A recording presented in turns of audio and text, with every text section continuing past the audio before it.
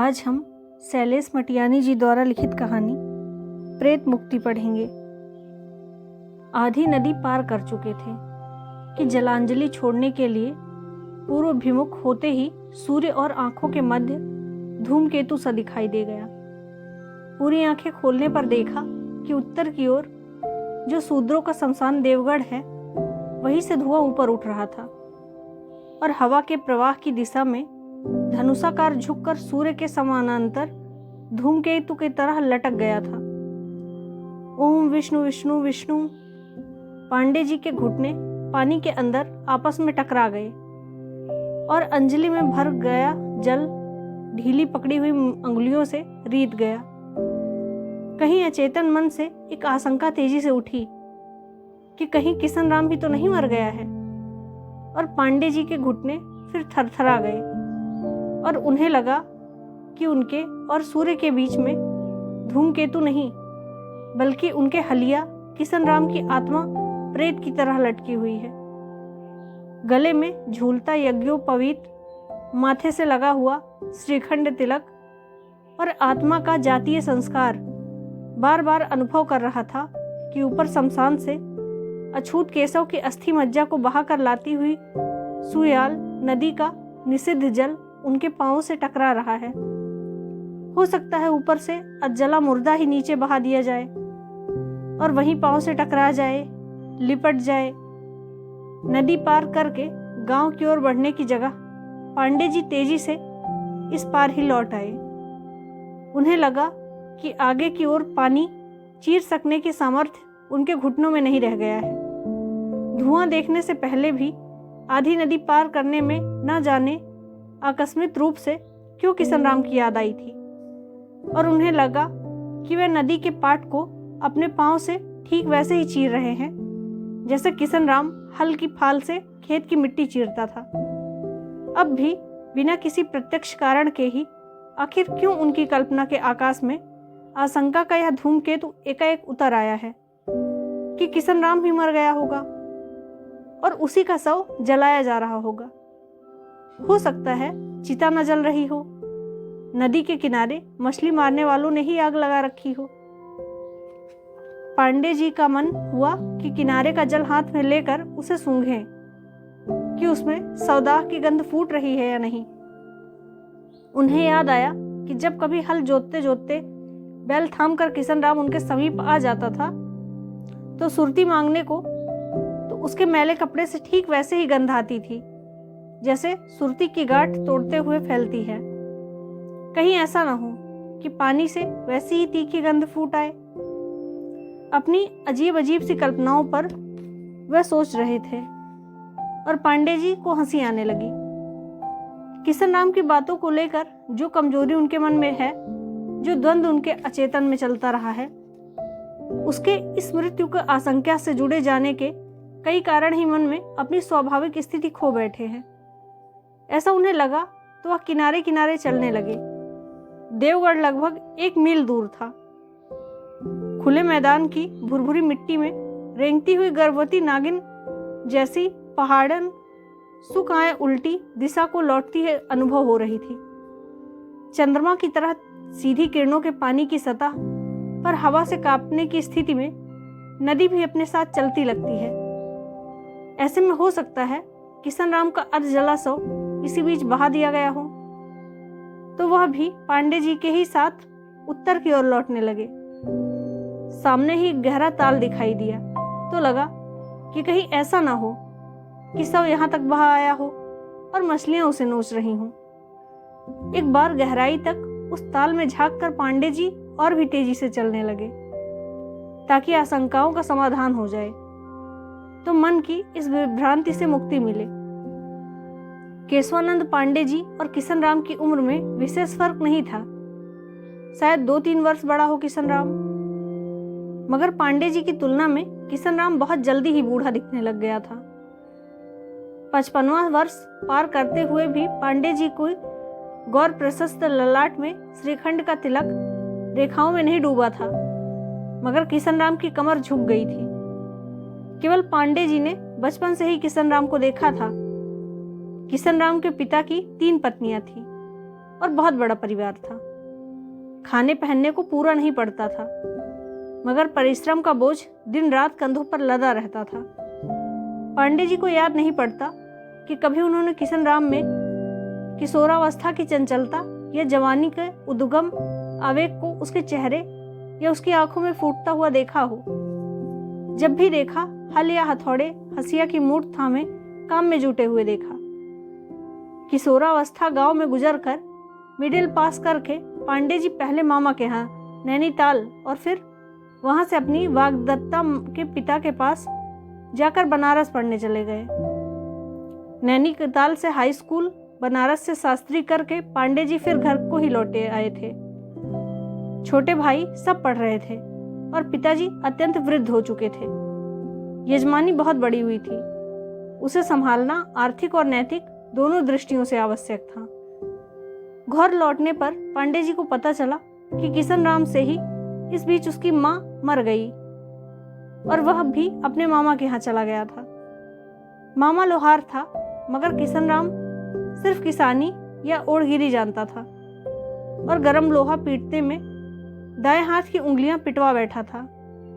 हाथ बेकार हो गया था तो मामा ने भी दुरा दिया था और वहां से पत्नी को लिए लिए ससुराल चला गया था। तो ससुर सालों ने भी उसकी घरवाली को तो रोक लिया, मगर उसे विदा कर दिया। दाएं हाथ की 3 उंगलियां गिर गई थी। शेष 2 से सोटा और बाएं हाथ से हल की मूठ पकड़कर बैलों की ऊंची हाँक लगाते हुए किशन राम की आवाज पांडे जी के गांव की सीमा में पहुंचते ही सुनाई दी थी। और जब रास्ते में किशन राम के पास रुककर उसका दुख सुख पूछ लिया तो लगा था जैसे किशन राम अपनी सारी गाथा उन्हीं की प्रतीक्षा में अपनी छाती में दबाए हुए था, क्योंकि जिस तरह धीरे धीरे उसकी आंखें भरती चली आई थी, उससे लगता था कि बहुत गहरे दबाई हुई व्यथा ऊपर उठ रही है। जैसे बांध बांध कर ऊपर की ओर उठाया हुआ पानी धीरे धीरे आगे बढ़ता है। किशन राम को रोते हुए देखने का यह पहला अवसर था, अन्यथा उसकी खुश्क आंखों में एक दीन मुस्कुराहट ही उन्होंने सदैव देखी थी। और कठोर परिश्रम के कारण पसीने से लथपथ उसकी देह देखने से ही यह अनुभूति हो पाती थी कि उसके सारे आंसू यूं ही सरूर के जोड़ जोड़ से नितर गए हैं। और पांडे जी को तब भी विचित्र सी कल्पना हो आती थी कि किशन राम अभिषक्त इंद्र है और उसकी सारी देह में आंखें ही आंखें फूट आई हैं। पसीना भी वह कुछ इतने जतन से पोंछता था कि लगता था गालों पर से निरते हुए आंसू पोंछ रहा हो, और एक टक उसकी ओर देखते रहने का मुंह में खारा खारा स्वाद उमड़ने लगता था। लेकिन तब तक सुरती की गांठ तोड़ने की जैसे तीखी गंध उसके कपड़ों से नहीं आती थी। बनारस से लौटने के बाद केवल पांडे जी ने देखा था कि उम्र में बड़ा होने पर उनके गौर बलिष्ठ और खुले हुए शरीर की तुलना में किशन राम ऐसा लगता था जैसे इतने वर्षों के बीच प्रकृति ने उसे लोहे को गर्म करके उसकी दुर्भाग्य की चोटों से पीट पीट करके थोड़ा बहुत फैला दिया है बस। पांडे जी को बार बार वह अनोखा दृश्य याद आता था जब 14 वर्ष की उम्र में ही शादी हो जाने के बाद किशन राम दुर्गुण के लिए अपनी पत्नी को उसके मायके ले जा रहा था और वह मिडिल स्कूल से लौट रहे थे। छोटी सी ठिगनी सांवली लड़की बीड़ी पीते हुए उसके पीछे पीछे चली जा रही थी। और जब किशन राम ने महाराज कहकर पांडे जी को प्रणाम किया था तो उसने जल्दी से बीड़ी को अपनी हथेली में ही घिस लिया और फिर रो पड़ी थी। पांडे जी को हंसी आ गई थी, किशन राम भी हंस पड़ा था। गुसाई, हमारी कौम में तो सारे कर्म कांड बचपन में ही सीख लिए जाते हैं, छोरियां भी सीख लेती हैं। और आखिर शर्माते शर्माते पूछने लगा कि शास्त्रों के अनुसार किस उम्र तक आपस में प्यार करना निषिद्ध है। शास्त्र का उच्चारण करने में किशन राम का कंठ कुछ थरथरा गया था। पांडे जी बचपन से ही तीव्र बुद्धि के थे, समझ गए कि किन्हीं सयानों की बात को गांठ बांधे हुए है।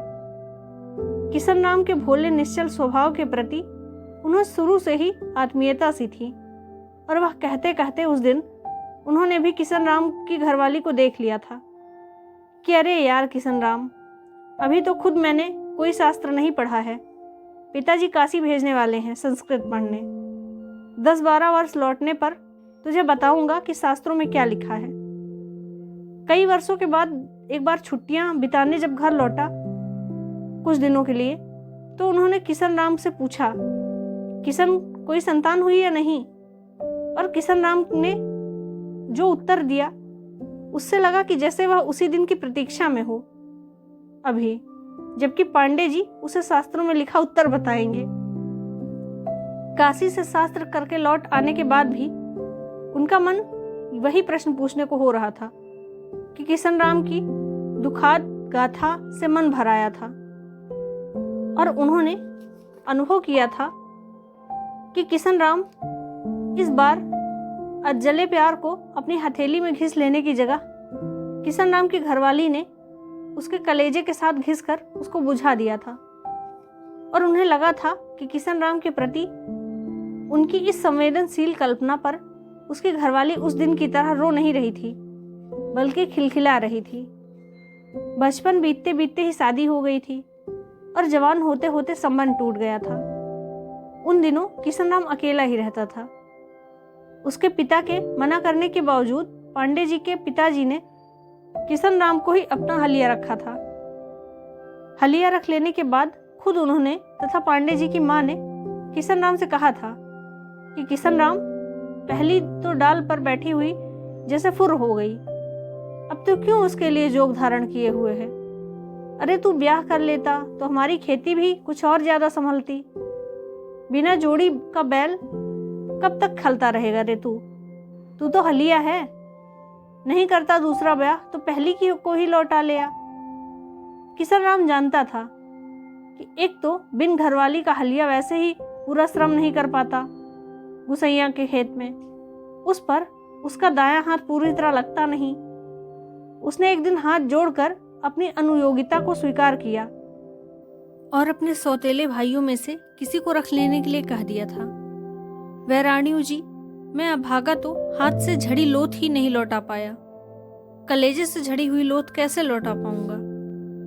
और उन दिनों गांव भर में यह बात फैल गई थी कि सयानी औरत की माँ का मन कैसा कोमल है। खुद कुसुमावती बहू रानी जी ने ही अपने हाथों से किशन राम के आंसू पोंछे थे।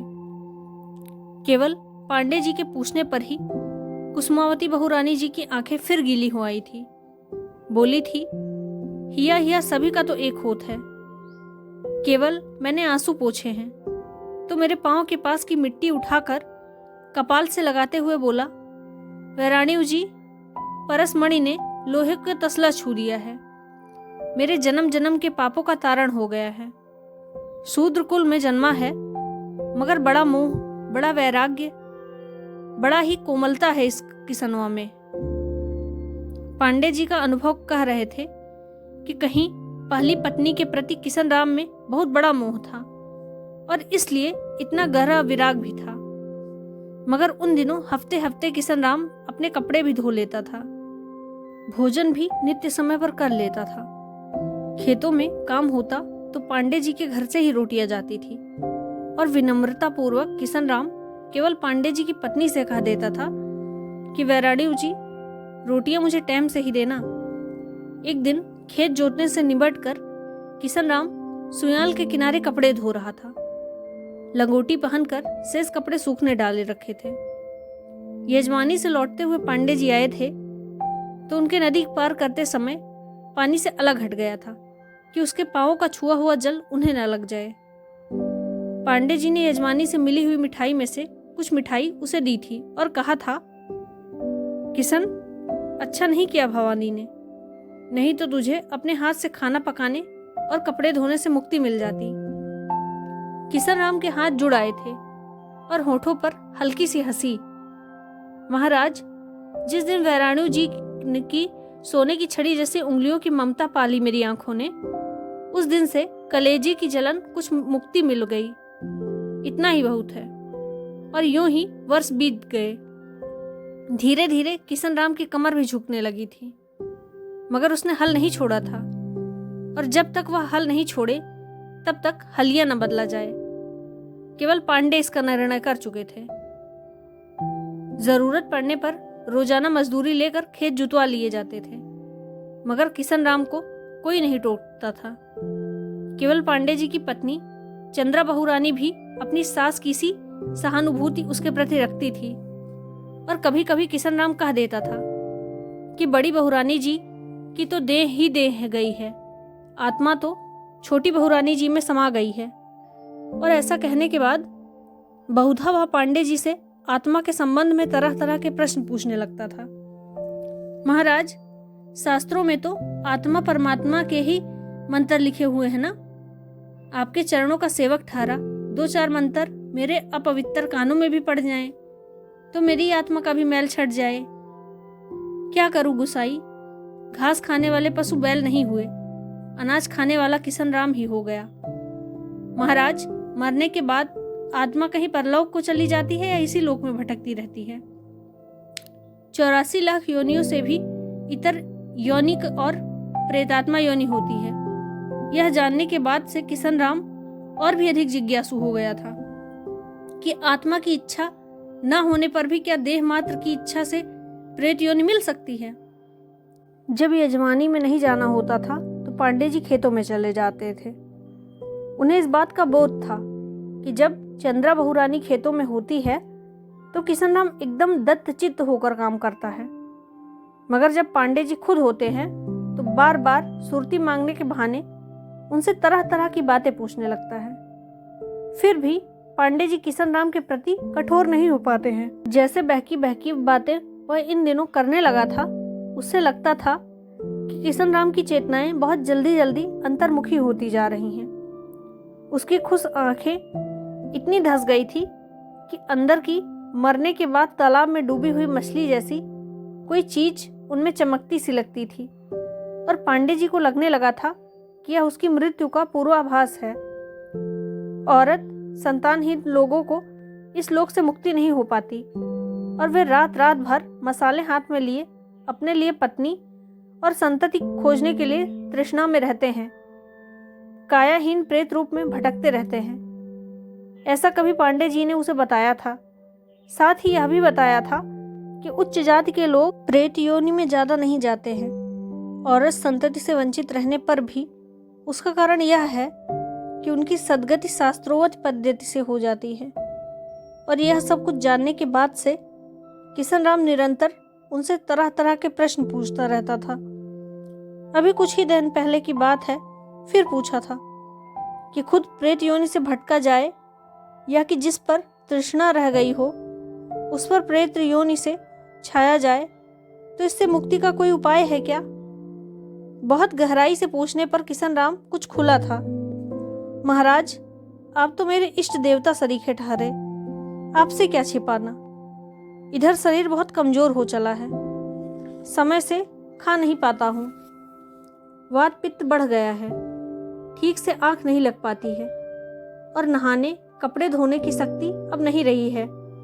गुसाई जी, जब जब भूख से पेट जलता है तब तब खांसी और चड़क से देह फूटने लगती है और इधर उधर झांकने पर सिर्फ अपनी ही दुर्गंध, अपनी ही प्रेत जैसी छाया घेरने लगती है। तो पापी चित्त बस में नहीं रहता। गुसाई जी, जिसे जवानी के दिनों में कभी गाली नहीं दी हो, उसे अब मरते समय ना जाने कैसी कैसी भयंकर और पलील गालियां बकने को लग जाता हूँ। आत्मा फंसी के फंदे पर लटकी हुई धिक्कारती रहती है कि किशन राम अब मसान धर की तरफ जाते हुए अपनी घरवाली को राण पातर कह रे कसाई, मगर ये 2 ठूठ उंगलियां चरस भरी हुई बीड़ी जैसी सुलगती हुई मेरे कपाल को दागती रहती हैं कि अरे पात्रा, तूने जो अपना कलेजे में नहीं निकाल लिया होता तो आज इस वृद्धावस्था में तू नहीं तो कोई और होता। किशन राम, भवानी को तू भूला नहीं है ना? जैसी दगा वह कर गई है तेरे साथ, किसी और के साथ करती तो वह थू थू करता हुआ दूसरी ले आता, मगर तेरा मोह तो घटा ही नहीं उससे। गुसाई जी, डाल पात टूटा वृक्ष तो फिर से पंगुर जाता है, मगर जड़ से उखड़ा हुआ वृक्ष क्या करे। जब तक हाथ पांव चलते थे, टाइम से पेट की आग बुझाना, टाइम से मैले कपड़े धोना इसलिए करता था कि कहीं कर पाऊंगा तो भौनी छोरी के लिए गाली निकलेगी मुंह से।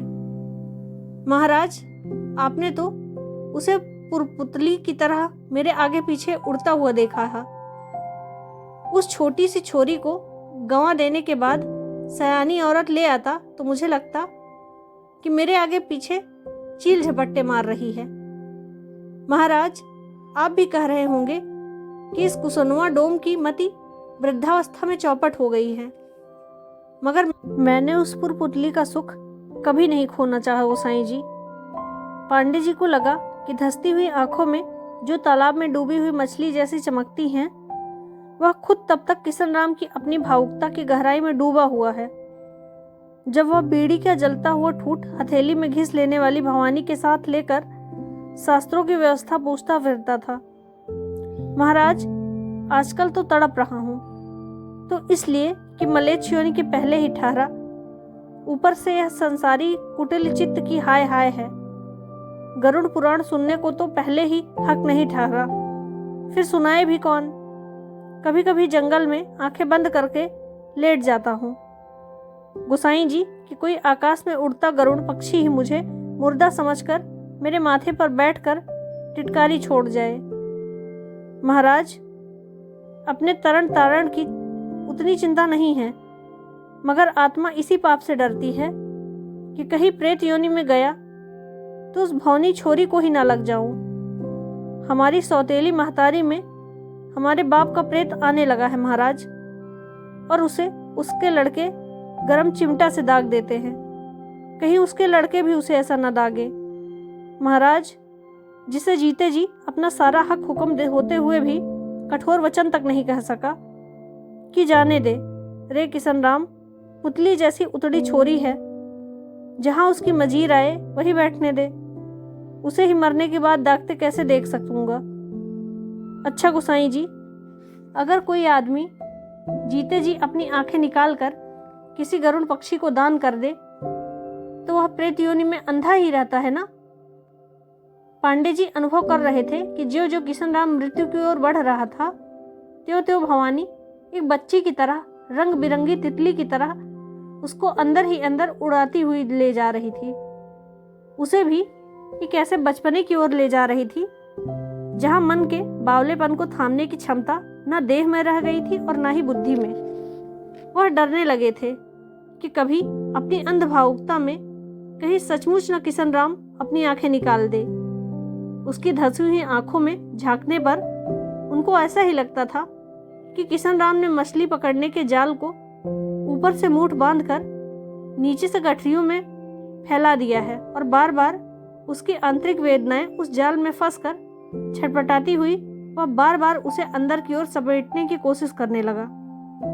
और तब उसकी आंखों की झुर्रियां ऐसे आपस में सिमट जाती थी कि लगता है जाल की बंधी हुई मूठ एकदम कस दी गई हो और डोरियों में भीगा हुआ पानी निचुड़ आया हो। ऐसी आंखों को अपनी ही देह में सहना कितना मुश्किल होता है, जिन्हें दूसरे तक ना सह सके। उस निरे अशिक्षित और अबोध किशन राम की आंखों की गहराई में जो चमक दिखाई देती थी, पानी के तल में मरी हुई मछली के चमकने की तरह, उसे देखते ही पांडे जी को यह अच्छे युधिष्ठिर प्रसंग याद आ जाता था, और उन्हें लगता था कि बिना अपनी प्रश्नानुकूल आंखों के लिए तृप्ति पाए यह किशन राम उन्हें छोड़ेगा नहीं। सो उन्होंने किशन राम से यह कहना शुरू कर दिया कि शास्त्रों में यह भी तो लिखा हुआ है कि जो व्यक्ति आत्मिक रूप से प्रायश्चित कर लेता है वह अपनी मरणोत्तर स्थिति में स्वर्गवासी हो जाता है। किशन राम के प्रश्न पूछते ही अब पांडे जी कह देते थे कि किशन राम, तू तो एकदम निश्चल निरोवर आत्मा वाला है। तुझ जैसे सात्विक लोग प्रेत योनि में नहीं जा सकते। मगर इससे किशन राम के प्रश्न ही घटे थे। उसकी बेचैनी, उसका दुख नहीं घटा था। पहले अपनी जिस बेचैनी को वह प्रश्नों में बांट देता था, अब वह और ज्यादा भरती जा रही थी उसकी आंखों में। और पांडे जी को लगता था कि किशन राम की यह तालाब में सिमटते हुए पानी जैसी बेचैनी यदि नहीं घटी तो उसकी आंखों की गहराइयों में डूबी हुई अपनी ही अर्थी के बांस के सहारे टिके हुए शव जैसे उसकी आहत आत्मा एक दिन ऊपर उतर आएगी और आंखों के रास्ते जिनके प्राण निकलते हैं, उनका चेहरा कितना डरावना हो जाता है। सुयाल के किनारे चलते चलते पांडे जी को ऐसा लग रहा था जैसे कोई उनकी पीठ पर लदा हुआ पोटली को नीचे धरती की ओर खींच रहा है, जिसमें यजमानी में मिली हुई सामग्री है। दूर के गांव में एक वृद्ध यजमान की मृत्यु हो गई थी और तिराहवी कराकर पांडे जी लौट रहे थे। पोटली में जौ तिल भी थे और एक जोड़ी बर्तन भी थे। बाकी बर्तन तो गति क्रिया के दिनों में ही ले जा चुके थे। सिर्फ एक लोटा था, एक कटोरी, एक चम्मच और एक थाली। किशन राम के मरने पर हो सकता है उसके सौतेले भाई उसके थोड़े से जो बर्तन थे उन्हें समेट ले गए हों, और संभव है अपनी हीन नीयत के कारण किशन राम के नाम पर कोई बर्तन न लगावे। पांडे जी को याद आया कि चंद्रा बहू रानी जो पानी का लोटा लाती उसे किशन राम छूता नहीं था। बहू रानी लोटे से पानी छोड़ती थी और वह दाई हथेली होठों से लगाकर पीता था। सोचते सोचते पांडे जी को लगा जैसे किशन राम ही उनकी पीठ पर पीछे पीछे चलता हुआ है, लोटे को अपने होठों की ओर झुका रहा है। पांडे जी के पांव एकदम भारी भारी हो गए। उन्हें याद आया कि यजमान के मरने से पहले उन्होंने किशन राम को आश्वासन दे दिया था कि उसके मरने पर वह खुद उसका तर्पण करेंगे, और तब किशन राम आश्वस्त हो गया था कि महाराज, आपके हाथ की तिलांजलि से तो मुझ अभागे के समस्त पापों का तारण हो जाएगा। मगर कहीं ऐसा तो नहीं कि गोसाई जी, आप जैसे पवित्र ब्राह्मण देवता से तर्पण कराने का भी मुझे कोई दंड भुगतना पड़े। पांडे जी भी जानते थे कि किशन राम का तर्पण उनके लिए शास्त्र विरुद्ध है और निषिद्ध है, मगर उसे आश्वस्त करने का एकमात्र उपाय यही रह गया था। सो उन्होंने कह दिया था कि जाति तो सिर्फ मिट्टी की होती है, मिट्टी छूट जाने के बाद सिर्फ आत्मा रह जाती है, और आत्मा कोई अछूत नहीं होती। मगर इस समय बड़ी दुविधा हो आई थी कि कहीं किशन राम सचमुच मर गया होगा तो क्या वह अपना वचन पूरा कर सकेंगे। मन ही मन पांडे जी प्रार्थना करते जा रहे थे कि किशन राम ना मरा हो। गांव में उन दिनों सिर्फ दो के ही मरने की आशंका ज्यादा थी, एक किशन राम और दूसरी उसकी सौतेली माँ। पांडे जी की भावना थी कि वही मर गई होती तो अच्छा होता। शमशान तक पहुंचे तो वहां सिर्फ बुझती हुई चिता शेष रह गई थी। मुर्दा फूकने वाले जा चुके थे। पांडे जी अपने बाहरी आचार संस्कार में शूद्रों को जितना अछूत समझते थे, आत्मिक संसार में नहीं। पिता और माँ से उन्होंने उदार संवेदना और मानवीयता पाई थी, मगर अपनी परंपरागत सामाजिक व्यवस्था में जितना उन्हें बाहरी आचार व्यवहार को जीना पड़ता था, उतना अपने आत्मिक संसार को नहीं। सो आत्मा से घृणालु ना होते हुए भी एक तृष्णता सी उन्हें आ गई। किशन राम के संबंध में जिज्ञासा और बढ़ गई थी, मगर दूर से पूछ लेने की जो सुविधा समझी थी वह भी नहीं हो रही थी। जानना चाहते थे कि किशन राम था या उसकी सौतेली माँ थी, या आकस्मिक रूप से कोई और मर गया था। मगर दूर से देखने पर चिता में शव भी जलता हुआ नहीं दिखाई पड़ रहा था। संभव है अच्छी तरह से पूर्णदाह कर दिया हो, संभव है अज्जला शव बहा दिया गया हो। वितृष्णा और निषेध के बावजूद पांडे जी थोड़ा और आगे बढ़ गए। अजीब मनस्थिति उनकी हो गई थी। यह आशंका पीछे लौटा लेना चाहती थी कि कहीं दूर खेतों में काम करता या इस ओर आता हुआ कोई शमशान टटोलते हुए देखेगा तो उन्हें न जाने क्या समझेगा कि एक अछूत के सौदाह के बाद वह यहाँ क्या खोज रहे हैं। मगर उनकी जिज्ञासी आंखों को चारों ओर घुमा देती थी। कहीं कोई ऐसा अवशेष ही दिख जाए, किशन राम की सौतेली माँ का घाघरा पिछौरा ही दिख जाए, जिससे शंका टल जाए।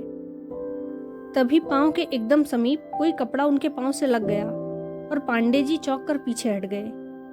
देखा, किशन राम की काली दुपलिया टोपी थी, जिसे चंद्रा बहू रानी से रोटियां लेते में वह लोहे के तसले की तरफ आगे फैला देता था। किशन राम ओम विष्णुर। पांडे जी को लगा तसले की तरह फैली हुई उस टोपी के पास ही किशन राम भी है और याचना भरी आंखों से उसे घूर रहा है कि महाराज मेरा तर्पण कीजिए। हे राम, व्यथा से पांडे जी की आंखें गीली हो आई। आशंका के प्रमाण सिद्ध हो जाने से पांव अपने आप एकदम हल्के से हो आए और पांडे जी पीछे लौट आए। गांव की ओर जाने वाली सड़क पकड़ने के लिए थोड़ी दूर और सुयाल के किनारे किनारे ही चलना था, मगर शमशान भूमि से जरा ऊपर पहुंचते ही फिर पांव भारी लगने लगा किशन राम पीछे छूट गया है और टोपी फैलाए हुए आखिर क्या मांगना चाह रहा होगा। किशन राम अपने अंतिम क्षणों में क्या सोच रहा होगा? सिर्फ यही तो कि उसकी प्रेत मुक्ति हो जाए। शायद मरते समय किसी से कह भी गया हो कि उन्हें इस बात की याद दिला दी जाए कि उन्होंने उसका तर्पण करने का आश्वासन दे रखा है। अंतिम दिनों में अपनी मुक्ति की जो आश्वस्ति किशन राम की आंखों में आ गई थी, कहीं ऐसा ना हो कि उसकी मरणोत्तर आत्मा यही खोजती रहे कि पांडे जी उसका तर्पण करते भी हैं या नहीं। पांडे जी अनुभव कर रहे थे कि किशन राम उनको पीछे लौटा लेना चाहता है और उससे मुक्ति का एकमात्र उपाय यही है कि उसका तर्पण कर दिया जाए। अपने मन की तमाम दुविधाओं से मुक्त का मार्ग शेष था, मगर जाति बिरादरी के लोगों की जानकारी में तो कुछ भी करना संभव नहीं था। यहाँ इस सुयाल घाटी के एकांत में सिर्फ वही ईश्वर के साक्षी रहेगा जिसके लिए मनुष्य सब एक हैं। मगर एकदम शमशान के समीप ही तर्पण करने से कोई आता जाता प्रश्नवाचक आंखों से घूरने लगेगा और कहीं यह अफवाह न फैलाए कि पैसे के लोभी ब्राह्मण अब चोरी चोरी शूद्रों का पौरोहित्य भी निभाने लगे हैं। थोड़ी ही ऊपर एक पतली धारा सुयाल से मिल रही थी। पांडे जी आगे बढ़े और संगम के पास एक ऊंची शिला पर पोटली रख दी। पोटली खोलने से लोटा लुढ़क पड़ा। पांडे जी का मन भर आया। जल भरकर लोटा उन्होंने नदी के किनारे मिट्टी में वेदी जैसी बनाकर रख दिया। जिंदगी भर तो यजमानों की हथेली से दान ही ग्रहण किया है, आज थोड़ा सा दान अपने सेवक के नाम पर स्वयं क्यों नहीं कर ले। मन के उदार होते होते पांडे जी यह भूल गए थे कि वह एक शूद्र का तर्पण कर रहे हैं। थाली, गिलास और कटोरी भी उन्होंने निकाल ली। थाली में जौ तिल डाल लिए, थोड़ा सा कुश भी बिन लिया और सारी सामग्री ठीक करने के लिए रख दी। पहली तिलांजलि देने के लिए किशन राम प्रेम प्रेताः कहते कहते उनका मन हुआ आया कि शमशान के पास पड़ी हुई किशन राम की टोपी उठा लाएं और उसी में जौ तिल छोड़ दें। किशन राम का तर्पण करके गांव के एकदम समीप पहुंच जाने पर पांडे जी को याद आया कि कल ही उन्हें अपने पिताजी का श्राद्ध भी करना है और पहले एक शूद्र का तर्पण करने के बाद भी फिर अपने धर्म प्राण और शास्त्र जीवी पिता का श्राद्ध। पांडे जी ने अपने हाथों की ओर देखा, लगा हाथ अशुद्ध हो गए हैं। उद्गिन होकर अपने मुंह पर उंगलियां फिराई तो सुरती तोड़ने की जैसी तीखी गंध का अनुभव हुआ। पांडे जी सोच रहे थे कि ये चोरी चोरी शूद्र का तर्पण करने के बाद बिना घर वालों से कुछ सुने उन्हें पिताश्री का श्राद्ध कदापि नहीं करना चाहिए। स्वर्गस्थ पितर के प्रति यह छल अनिष्टर होगा। पांडे जी जानते थे कि अछूतों के प्रति तमाम मानवीयता उदारताओं के बावजूद जातीय संस्कार की एकांत निष्ठा और कट्टरता उनके पिता में थी। जिसने जीवन भर शास्त्र विरुद्ध कोई कर्म नहीं किया, उसी का श्राद्ध अशुद्ध हाथों से कैसे किया जा सकता था। गांव समीप आता जा रहा था, मगर पांडे जी एकदम थक गए थे।